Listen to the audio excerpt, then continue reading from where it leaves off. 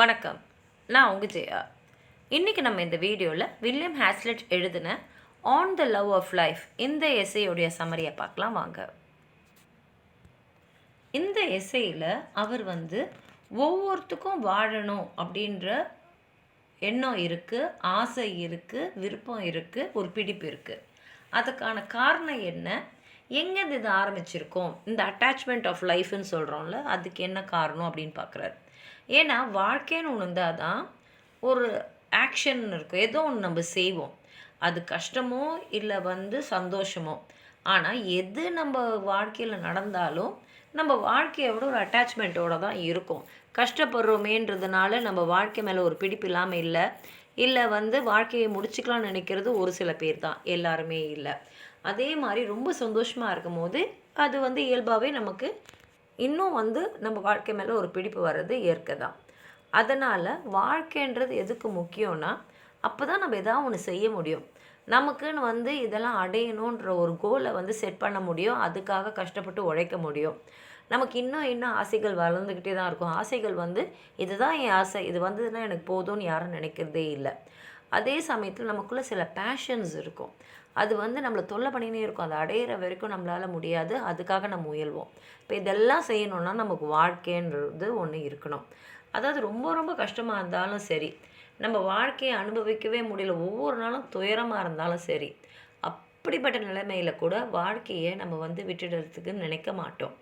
நம்மளுடைய ஆசைகள், நம்மளுடைய சந்தோஷங்கள் எல்லாமே சேர்ந்து தான் இந்த வாழ்க்கை மேலே நமக்கு ஒரு பிடிப்பை தேருது. அதே சமயத்தில் ஒவ்வொருத்தங்களுக்கும் வேறு வேறு மாதிரி தான் ஒருத்தங்களோட வாழ்க்கையும். ஒரே அனுபவத்தை எல்லாருமே அனுபவிச்சா கூட நம்ம வாழ்க்கை நம்ம பார்க்குற விதம், அதை அனுபவிக்கிற விதம் வேறு வேறையாக தான் இருக்கும்.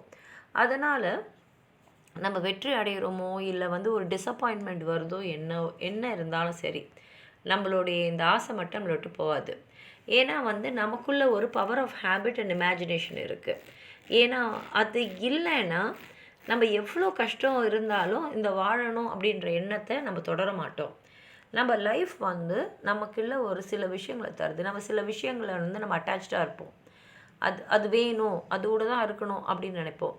அதே சமயத்தில் நமக்கு எதுலேயுமே இன்ட்ரெஸ்ட் இல்லாமல் இருந்தால் கூட சரி, ஏதோ ஒன்று, அதாவது ஒன்றுமே இல்லாமல் இருக்கிறதுக்கு ஏதோ ஒன்று இருக்கே அப்படின்னு கூட நம்ம வாழ்ந்துடுவோம்.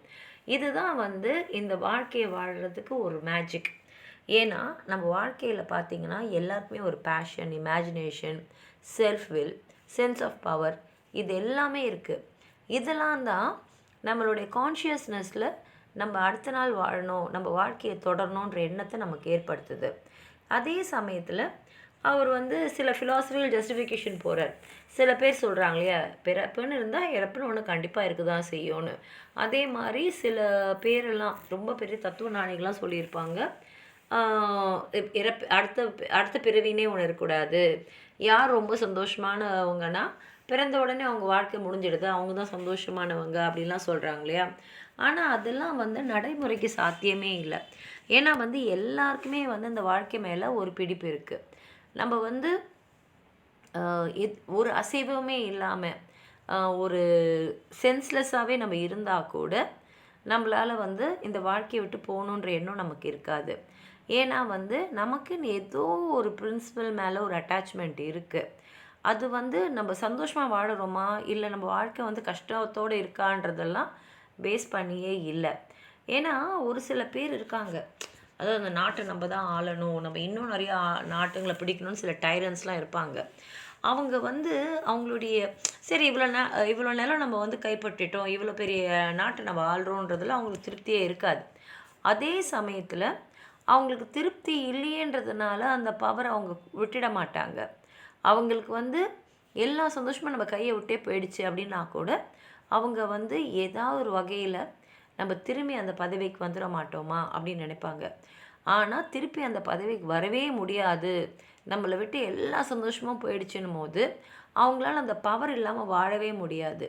நம்ம அந்த பதவியில் இல்லை, நம்ம அந்த பவரில் இல்லை, நம்மளை விட்டு எல்லாமே போச்சுன்னும் போது அவங்க உயிரை கூட மாற்றிக்கிறாங்க, அவங்க அவங்களையே அவங்க கொண்டுக்கிறாங்க.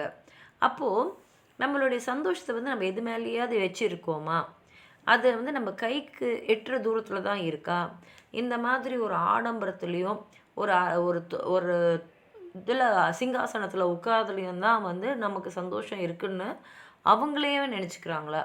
ஏன்னா எல்லா மக்களுக்கும் அந்த எண்ணம் இல்லை இல்லையா? அந்த மாதிரி அந்த அரியணையில் உட்காரவங்களுக்கு மட்டும்தான் அந்த எண்ணம் இருக்குது. நம்ம கையை விட்டு அந்த அரியணை போயிடுச்சுன்னா நம்ம வந்து இறந்தே போயிடணும் அப்படின்னு நினைக்கிற அளவுக்கு அவங்க போயிடுறாங்க இல்லையா? அப்போ அவங்க சந்தோஷம் அவங்க வாழ்க்கையில் அந்த அரியணையில் இருக்குதுன்னு தானே அவங்க வச்சுருக்காங்க.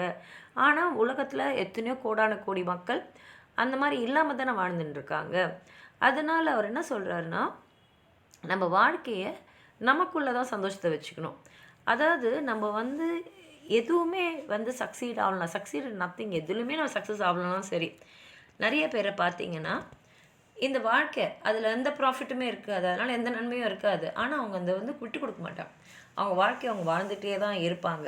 அதனால் கடைசி அவர் என்ன சொல்கிறாருன்னா, மனித வாழ்க்கைன்றது ஏதோ ஒரு அட்டாச்மெண்ட் இருக்குது. நான் ஏதோ ஒரு சந்தோஷம் வாடுறதுலேயே ஒரு சந்தோஷம் இருக்குது. அதனால தான் மனுஷங்க வாழ்ந்துட்டுருக்காங்கன்னு சொல்லி இந்த எஸ்ஸேவை முடிச்சிருக்காரு. நீங்களும் வந்து எதாவது சொல்லணும்னு நினச்சிங்கன்னா கீழே இருக்கிற கமெண்ட் பாக்ஸில் எழுதுங்க. இந்த வீடியோவை லைக் பண்ணுங்கள், உங்கள் ஃப்ரெண்ட்ஸோடு ஷேர் பண்ணுங்கள். சப்ஸ்கிரைப் பண்ணாதவங்களாம் ப்ளீஸ் சப்ஸ்கிரைப் பண்ணி சப்போர்ட் பண்ணுங்கள். நன்றி.